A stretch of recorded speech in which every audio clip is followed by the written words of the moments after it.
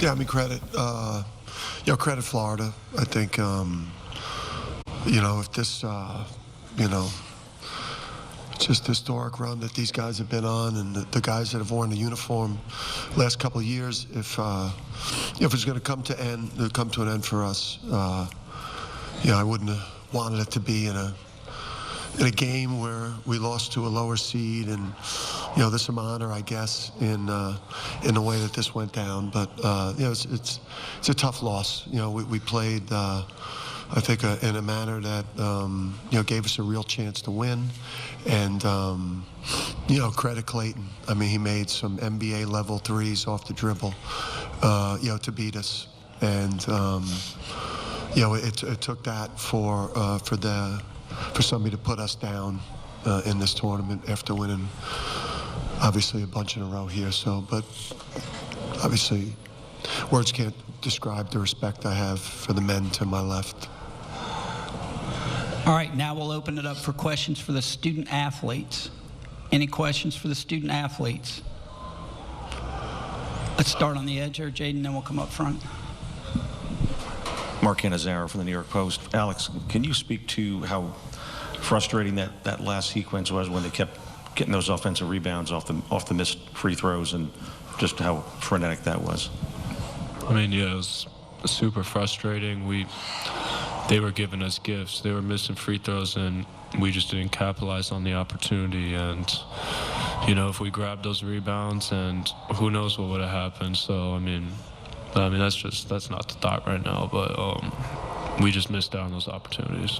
Okay, front row, Jaden. Then we'll go front row here, and then there.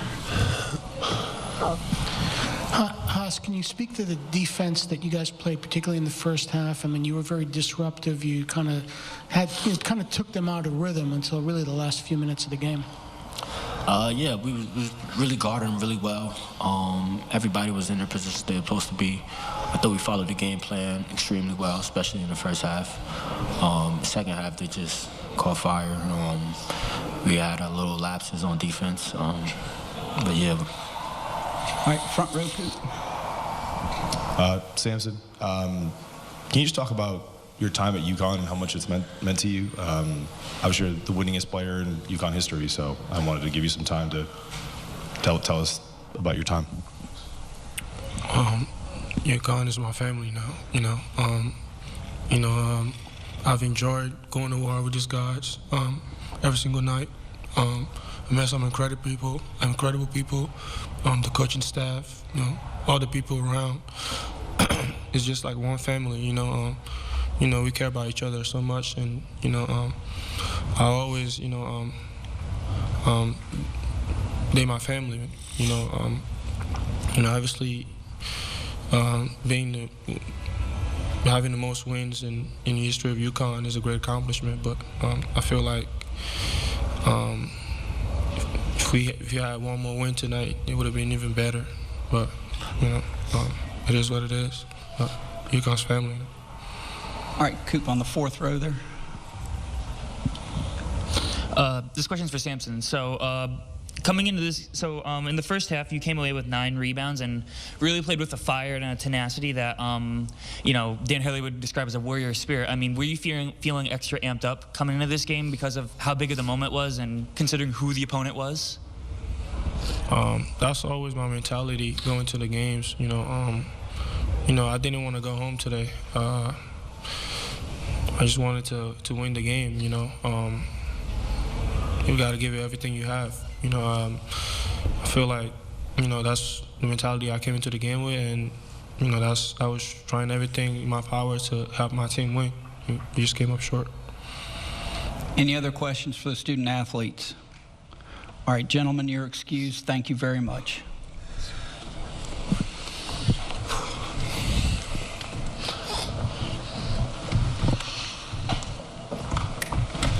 Okay, we'll open the floor up for questions for the coach. Start on the edge. Hey, Dan, what hurts the most about this?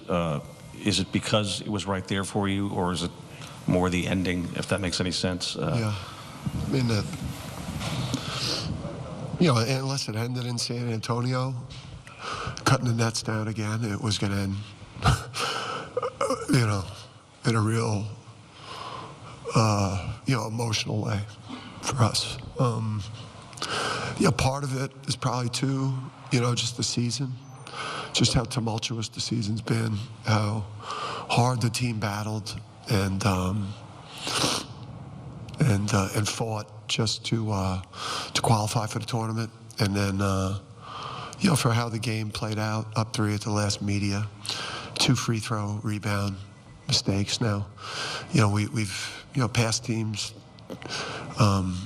you know, we've had issues like that occur, but those are in games we're up 15, 18, so they weren't as magnified. And you know, like, you know, obviously the Karaban drive on the baseline, you know, there was a lot of contact there, and we're up 1, I think at that point, or 2 potentially, and that, I thought that was a big play too. Or you want to go ask a question? I thought you went 2. And then, you know, listen, you credit, you know, the teams that, you know, team like Florida. I mean, you know, Clayton made 2 threes off the dribble that were like NBA level, stop on a dime, highly contested, you know, and I thought we had a lot of great looks in the game. I thought our off-ball movement created a lot of good looks from the three-point line that, you know, we just, you know, couldn't cash in on. And, but, you know, it's a lot of emotion, man. We're a passionate program. The players play with it. I coach with it. And you're always fucking drained when it's over. Okay, Jaden, 4th row there, and then we'll go up front. Coop. Thank you. Brian Ralph from Heat Check. Coach, I'm curious, you knew this was going to end at some point. Does the loss help put in perspective how special the last 2 years have been? Yeah, I mean, I didn't even, you know, I would say going into the year, you know, there's a lot, I mean, of, you know, rewiring and things I got to do in the off season, because you just get caught up in this tidal wave of success that we've had, and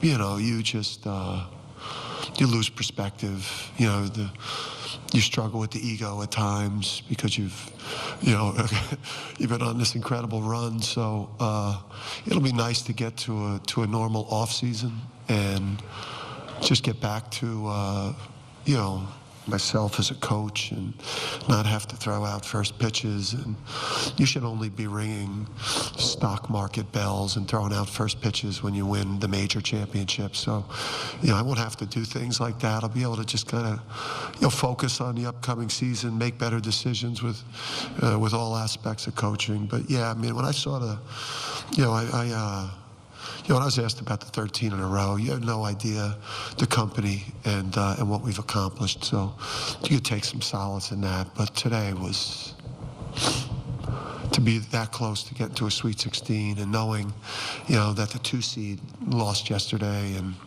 this bracket could have really opened up for us. And we knew that going in once we saw the 2 seed lose. Okay, front row here. Dan, same question to you. I asked the players. Can you just talk about briefly what each of these guys meant to your program, Alex, Samson, and Hassan? Yeah, I mean, they change your life. I mean, men like that change your life. I mean, I was in a coach. I don't know necessarily. I was in the hot seat going into 23. You got to ask Dave Benedict. But until these men, you know, until Alex Karaban put on the uniform, and, you know, and Samson,